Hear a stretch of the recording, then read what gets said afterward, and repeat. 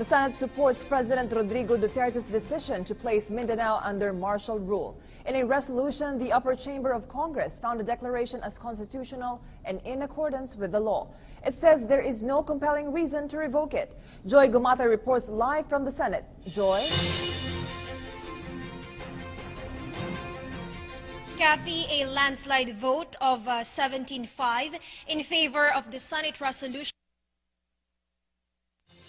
of martial law and the suspension of the writ of habeas corpus in the whole of Mindanao led to its immediate approval, with authored and passionately rebutted by Senator Juan Miguel Zubiri.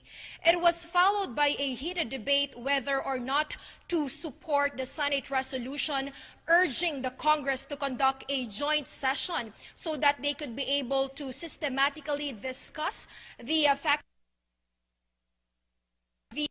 urgent need of the executive's proclamation considering the current situation in Marawi City.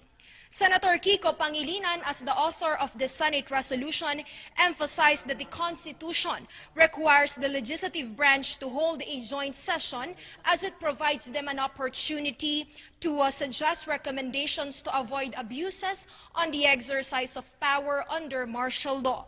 Majority senators were not moved by the minority's explanation, setting it clear that a joint session must be done if and only if the Congress sees the need for a revocation. However, at this point in time, majority senators emphasized that the revoking martial law declaration is not being called for, hence they see no need to support the minority's resolution. Taking into great consideration the alarming realities shared by the security advisors of our chief executive on a closed-door briefing held yesterday, 17 majority group senators believe that martial law is an urgent order from the head of the state to exercise strong counterattack against Maute Group and other terrorist forces in Mindanao.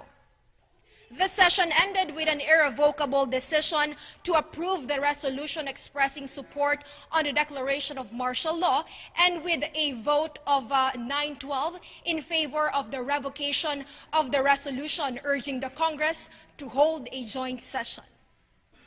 That's it for our latest news here at the Senate. For the nation, Joy Gumatay. Thank you, Joy. Senate Resolution number 388 is hereby adopted. Opposition senators lost their initial effort to stop the martial law implementation. With a vote of 12 versus 9, the Senate junked Tuesday night the resolution to hold a joint session to discuss the martial law declaration. Majority senators say there's no need for a joint session unless they intend to revoke or extend the declaration. Minority senators, on the other hand, explain why they want a joint session. Yung joint session of Congress need not be initiated. It must be automatic.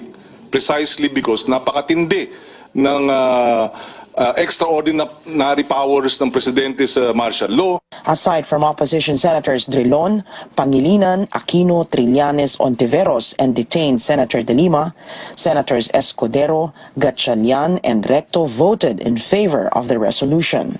Along with that, Resolution 388, or the expression of support for martial law and the suspension of the privilege of writ of habeas corpus, was adopted. Senate President Coco Pimentel and Majority Leader Tito Soto were among the authors. Two other senators, Grace Poe and Cheese Escudero, voted in favor of it. Former naval officer Senator Sonny Trillanes pointed out that soldiers can defeat the Maute rebels without the need for martial rule. He says this was what security officials told senators during Monday's executive session. Pag binigyan mo ng martial law ito, wala naman madadagdag sa powers ng AP. Hindi sila suddenly magiging Superman. Si AP pa rin sila na kulang sa intelligence funds, kulang pa rin sa mga sundalo, di ba? So it's the same. With the joint session now out of the picture, opposition senators are contemplating on filing a petition with the Supreme Court. Cecil Ardizabal, CNN Philippines. Na-appreciate ko po yung briefing na ibinigay sa aming lahat sa Senado ng Armed Forces kahapon hanggang kagabi. At gaya ng sinabi ni Sen. Sani, patuloy naming ina-appreciate din yung kabayanihan ng ating mga sundalo at pulis na sumusugpo sa Maute sa Marawi. Pero yung briefing pa rin ay hindi pa rin na-exhaust o na-settle yung mga grave concerns at mga tanong. Isa na po yan, kung kinailangan ba talagang martial law. Gaya ng sinabi din kanina, mismong ang mga nag-briefing sa amin ay umami na kaya nilang sugpuin ang Maute sa Marawi kahit walang martial law. Nga lang, nakapag-desisyon na si Presidente.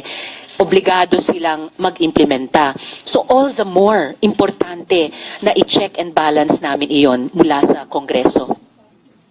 Kung tama po yung alaala ko, si Secretary Lorenzana ay nagsabi noon. Pero siya rin po ang nag-affirm na dahil nagdesisyon na si Presidente, hindi muna dumaan sa calling out powers of the President, hindi muna sinuspend lamang yung privilege of the writ of habeas corpus, pero dumiretso sa martial law ay obligado na silang i-implementa ito. All the more, kailangan na mag-joint session. All of these questions really points to the need for a open joint session where the hearing can be done para po for transparency. At yesterday, first it was a closed door briefing. Of course, we sought the permission of the caucus and everybody agreed. Many of those mentioned were contained in the report. Now, but there is one particular issue which Senator Trillanes just mentioned. The question was asked pointedly by Senator Trillanes, can we contain Maute without martial law? The answer of Secretary Lorenzana was, yes, we can. In fact, in fairness to those who presented yesterday, napanatag yung loob namin na kaya talaga ng AFP masugpo yung problemang ito. No? That I will say as much. No? We were comforted by their presentation and that their assurance na within the next few days, within the week, they should be able to bring Marawi and Lanao del Sur to normalcy. That was a commitment and they've said that already in press briefings. No? Now, ang tanong dyan is, pag natapos na yung bakbakan at bumalik na tayo sa normalcy, sa Marawi at Lanao del Sur, kailangan pa ba yung martial law? Kasi by the time that we have this joint session, if our colleagues will agree, maybe by that time, tapos na po yung firefighting na nangyayari. Maybe it will already be time to lift the declaration of martial law. And mahalaga na malaman din yun ng taong bayan. No? We also yesterday talked about a lot of misinformation going around. Whether it's social media or traditional media, paminsan-minsan po, mali talaga yung mga balitang umiikot. No? Sometimes sinasadya, sometimes hindi naman po sinasadya. But there's a lot of information going around na mali. And the joint session, I think, will also address that. Ma-address po yung concern na yon na may fake news, may misinformation na umiikot. Again, sometimes sinasadya, sometimes hindi. But to hear it straight from our security managers, palagay ko po, importante yun sa taong bayan na marinig mismo nila and that they can propose questions through their representatives who are the congressmen and the senators. I-add ko lang, just to be clear.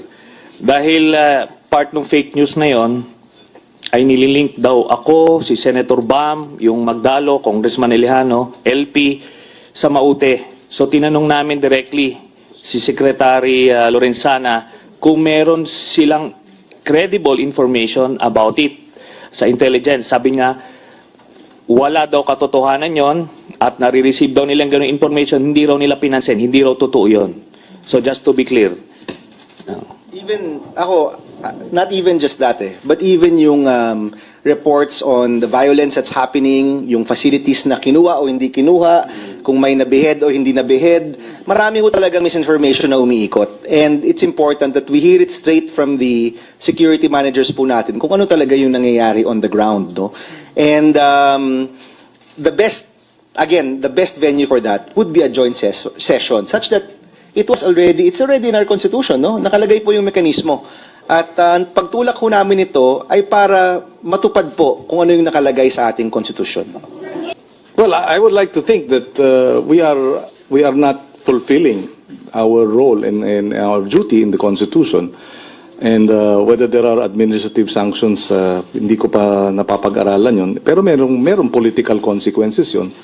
Obviously, as public leaders, we will have to answer to our voters as to whether or not we are fulfilling our duties as mandated under the Constitution and as we have sworn to uphold and defend, no, the Constitution. So sa ganung klaseng paraan, meron talagang masasabi kong kakulangan na hindi namin itinulak o hindi namin